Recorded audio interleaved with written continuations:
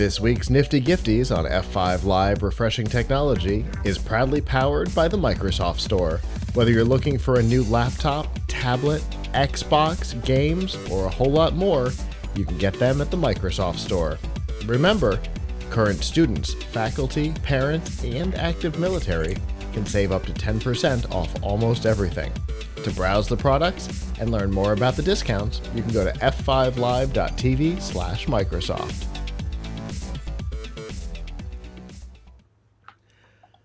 Obviously, over the last year and a half, Avram, you and I have talked a lot about AI, generative AI, when it kind of hit the mainstream year and a half ago, kind of changed some things, in particular, people's view of how the internet works, how technology works, and how our intellectual property can and should be used. There's been an interesting divergence on that topic, oftentimes on posts that you create on Facebook or LinkedIn.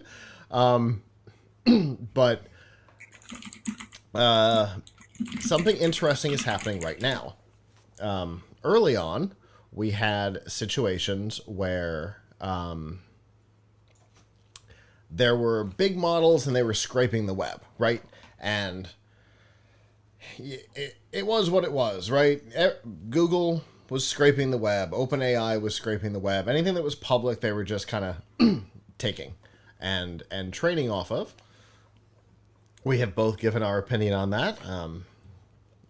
But now we're starting to see where AI is integrating a little closer with our daily lives. And because of that, it's starting to come a little closer to home. And we've seen a couple of companies who are going a little more than public data. They're starting to integrate themselves more directly into our day. One of those is Slack. Slack AI launched in February. And since it launched, people have been looking pretty closely at the terms of use, their privacy policies, things like that, to see exactly what may or may not be going on with their policies around training Slack AI using data on the service. And there is some confusion over what is happening. If you read the privacy policy, it states that Slack can absolutely use your data. Anything that you put in through Slack, text, audio, video, photos, it can all be used to train the AI. However, they have a page that says they're not.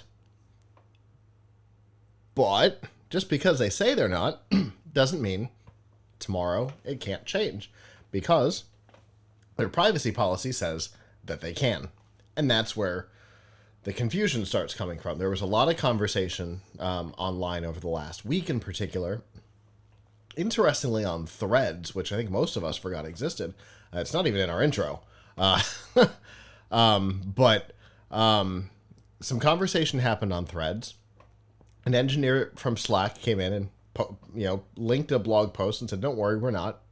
And the original poster came back and said, "Yeah, but your privacy policy says you can, and you don't have to tell us if you're changing your blog post.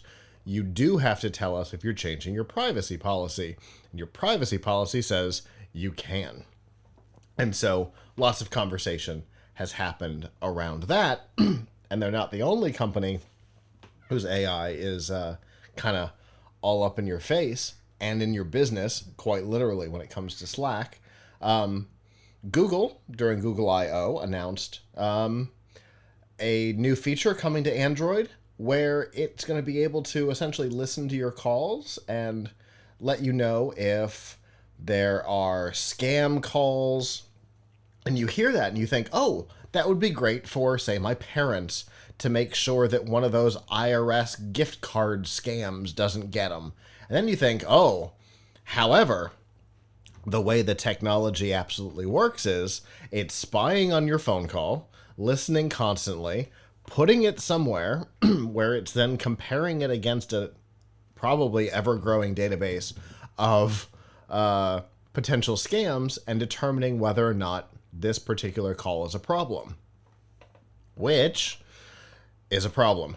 The idea that it might constantly be listening to your calls and uploading them somewhere is creating concern for users.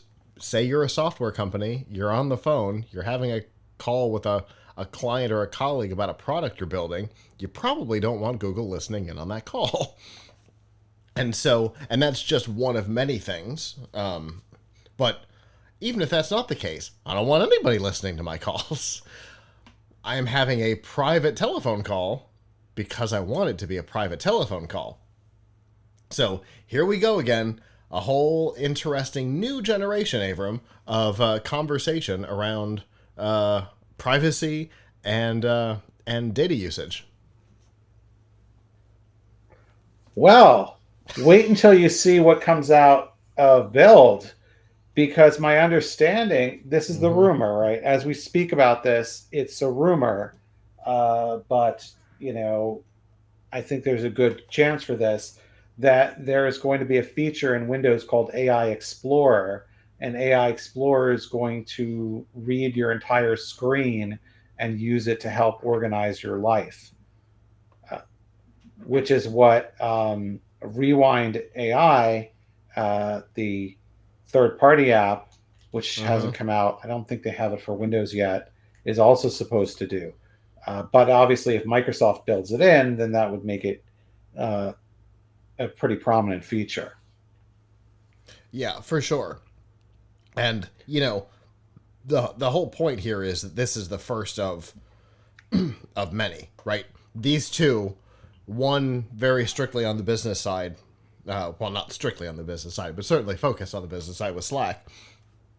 And Android is an everybody product. This is the first wave. There's going to be a lot more of this.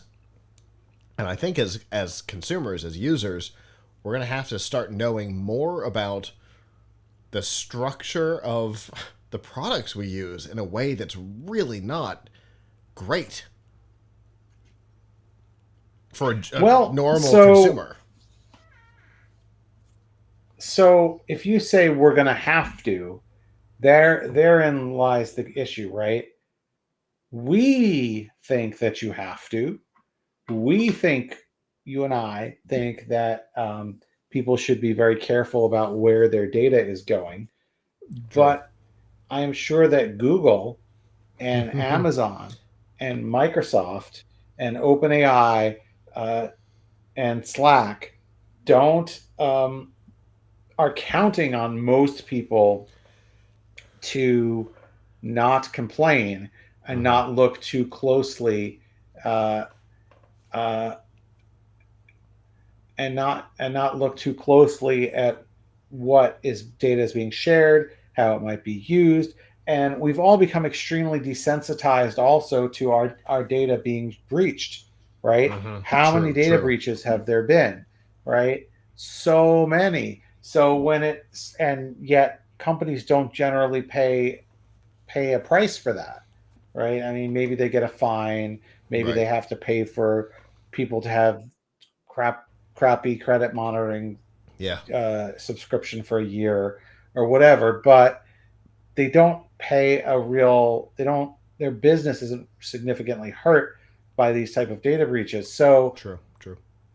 If you are worried about your privacy, right, you would also, one reason that you would be worried about your privacy is, I'm worried that it's not going to stay where they say, right? I'm worried that there's going to be a data breach at some point, or the company, even if it's a big, well-known, famous company like Amazon or Microsoft, maybe they're going to do things with my data that I don't like and haven't disclosed to me, that I think violate my privacy. And it's so, but I think most consumers it's at this point, there's so much like scandal with your data that people are sort of, I bet a lot of people kind of feel like my privacy's ruined, Mm-hmm. right? Now, my privacy's been ruined for a long time. But nevertheless, I mean, like one thing that I read, for example, a few years ago that just blew my, well, I don't know, I wasn't surprised, I guess, but I was surprised that this data came out. Those stories about all the engineers who were listening in on people's Alexa conversations, Mm-hmm. right? They were getting, now they said they were anonymized or whatever, but they had all this stuff that they were listening to that people had said Yeah. that was recorded by Alexa and sent into the cloud, and And a lot some of of them were it was, contractors. yeah, right, right. And then I understand that they were like sharing it around and like, did you hear this crazy thing that this person said or whatever? Like, if you knew that was if more people thought about that or had heard about that, they might be like, well, wait a second, this isn't just some, like, I think we're used to computers knowing a lot about us. Mm-hmm. But when you Mm-hmm. think that it's a human who has judgment, as like, oh man, I can't believe I heard you get in an argument with your spouse like this, right? Yeah. Um, it's yeah, it's not. So I think people are unfortunately not paying enough attention, and Yeah. that's what companies like Google are counting on. Yeah, exactly. And, even when you think you know how something works, because the company explicitly tells you this is how it works, sometimes you find out that it's a couple thousand people in India watching webcams and not smart camera technology in the Amazon uh, just walkout stores, right? The Amazon was Mhm. real clear. They talked about the technology and how all of it worked, and it turns out all of it was a lie. There were people watching cameras in India and charging you for things in their little convenience store, right? So even when we're told it's entirely automated, it may not be. There could still be people watching, Yep. listening, tracking everything. And like you said, yeah, unfortunately, a lot of us have gotten comfortable with the idea that computers know a lot about us. I think MySpace started that trend and Zuckerberg made it popular, of just saying and sharing and telling, here you go. But random actual human beings reading, hearing, watching all the time and having access to that kind of stuff, don't like it. And just because you think you know how something works because they tell you how it works, it may not.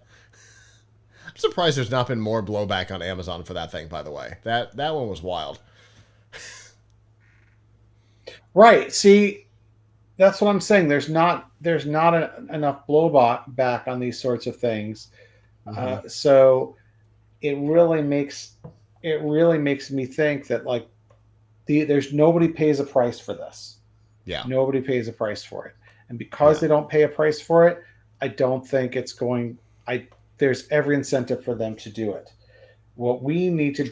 do as journalists is alert people, is try to help people be aware of what's going on, uh, and show them how they can turn those features off, Yeah. and True.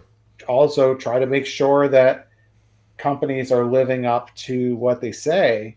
So, I if for example this AI feature, AI Explorer feature comes out for Microsoft, I'm going to see, and I bet a lot of people, there'll probably be people who are much better at monitoring networks than me, are going to probably want to do a network monitoring software Mm-hmm. and see, is any of this information actually leaving the computer as Right. telemetry.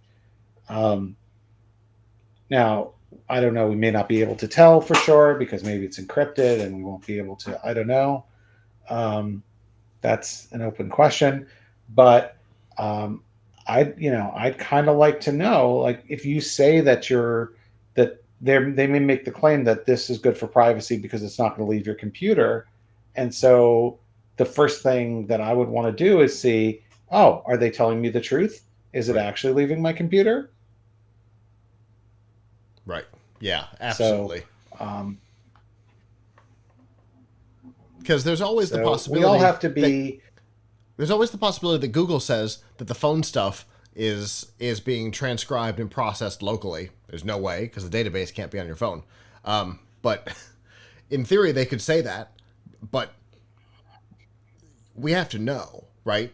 And I think you're right. I think it kind of comes down to us to to research it, to figure it out, and then make a big deal about it. Too many people in our yeah, we have to industry figure it out. in the modern day, too many people in our industry have gotten into it because they want to be friends with people at Google, and we all know people like that. But Yeah, we have yeah, to, and yeah. No, on the political side, the same thing has happened, right? The it's become like this friendship thing when theoretically we're kind of supposed to be adversaries. Our job is to hold them accountable, and I think we need to get back to it on a bigger level. yeah, yeah. I agree. By the way, this whole conversation made me think about a movie that's coming out next month called Thelma. Uh, that will really look forward to seeing. It's Have you heard of it? I don't know. I'm looking it up right It's now as we about talk, though. an old lady who gets a 94-year-old lady who gets scammed by a caller pretending to be her grandson Mm. using an AI voice changer. This is a very folks. I think everybody knows this is a very common scam these Mm-hmm. days, right? So she gets scammed out of $10,000, and then she and her friend set out to catch on a detective quest to catch the scammer. Uh, so that's a movie that's coming out next month. Oh, Um, I can't wait. anyway, so that sounds like a fun movie to me. But anyway, you can see that this is kind of breaking through into the I don't know if it's breaking through into the mainstream, but anyway. Enough so that there's a movie with, and it's not like a small movie. Yeah. It's got Parker Posey and Clark Gregg in it. It's not like it's going to be a small movie.